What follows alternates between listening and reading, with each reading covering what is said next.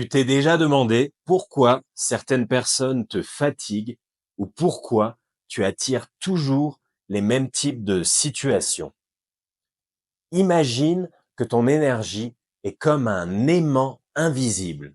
Ce que tu ressens, ce que tu portes en toi, tu l'envoies dans le monde autour de toi. Et devine quoi? Le monde te le renvoie comme un miroir.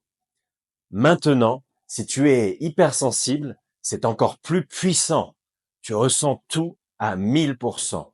Les énergies des autres, les ambiances, les non-dits. Mais est-ce que tu as déjà réfléchi à l'énergie que toi, tu projettes?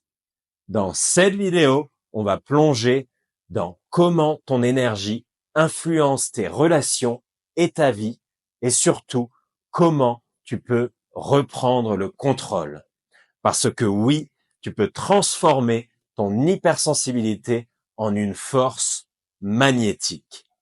Et reste bien jusqu'à la fin parce que je vais te partager une astuce que peu de gens connaissent pour réaligner ton énergie et il y aura aussi une surprise pour toi. Avant même que tu ouvres la bouche, ton énergie a déjà parlé.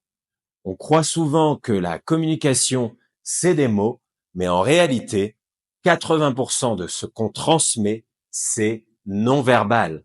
Ton attitude, ton regard, ta posture et surtout ce que tu ressens à l'intérieur. Exemple, es-tu déjà rentré dans une pièce où l'ambiance était glaciale, même si personne ne disait rien?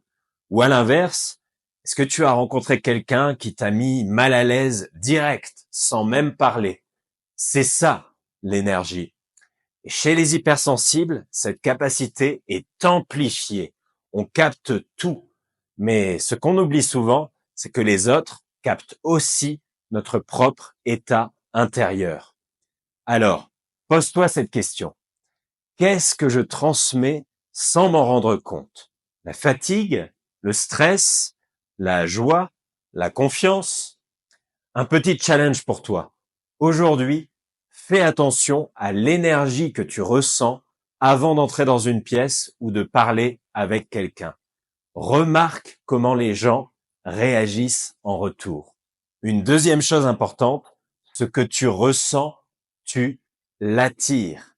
Ok, bon, ça peut paraître un peu perché au début, mais ce que tu ressens au fond de toi crée ta réalité extérieure.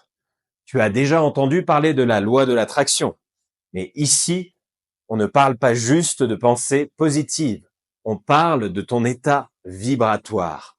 Ton énergie attire des situations et des personnes qui résonnent avec cette vibration.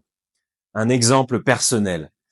Il y a quelques années, je traversais une période où je doutais de moi en permanence.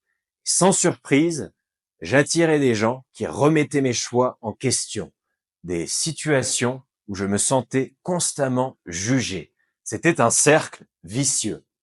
Mais le jour où j'ai commencé à travailler sur mon énergie intérieure, à cultiver plus de calme et de confiance, j'ai vu un changement radical.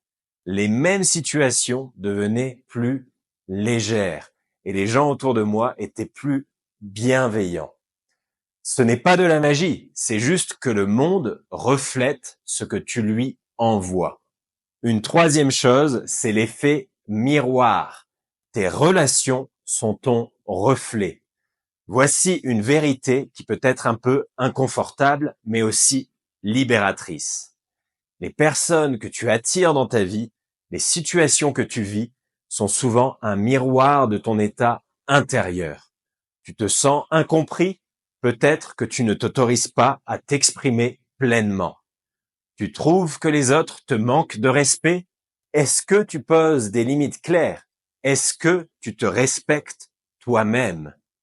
C'est dur à entendre parfois, mais c'est une bonne nouvelle, parce que ça veut dire que tu as le pouvoir de changer la dynamique. Un autre challenge pour toi.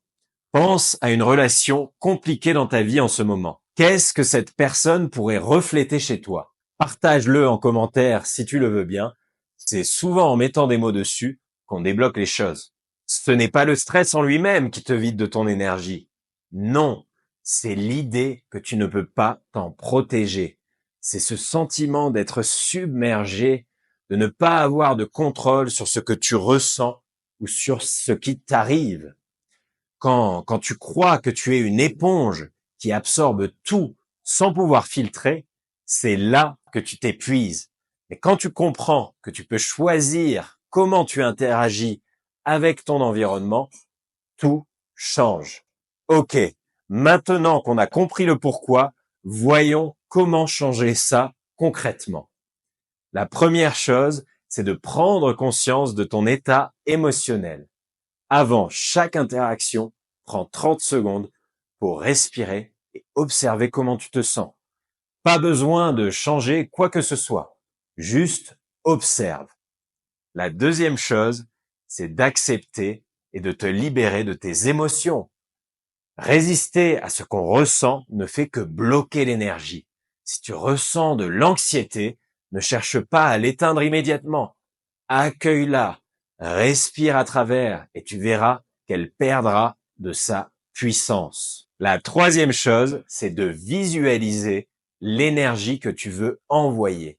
Imagine-toi en train de rayonner la confiance, la sérénité, la joie.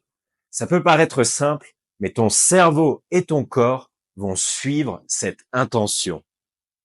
Un autre challenge pour toi, et c'est ça aujourd'hui. Avant une interaction, imagine-toi déjà dans l'état dans lequel tu veux être et observe la différence. Et j'ai un cadeau pour toi. Si tu veux aller encore plus loin, j'ai créé un guide spécial Énergie et calme en 7 jours. Il est offert et tu peux le trouver dans la description. Ce guide te donnera des outils simples et puissants pour retrouver ton équilibre et booster ton énergie jour après jour. Et pendant que tu es là, pense à t'abonner, à liker et partager cette vidéo si elle t'apporte de la valeur. Plus on est nombreux à comprendre comment notre énergie façonne notre vie, plus on peut créer des relations authentiques et épanouissantes. Sache que ton hypersensibilité n'est pas un fardeau, c'est un don puissant. La seule question, c'est est-ce que tu es prêt à l'utiliser pour transformer ta vie? Merci d'avoir regardé jusqu'ici et n'oublie pas, le changement commence par toi. À très vite. Salut.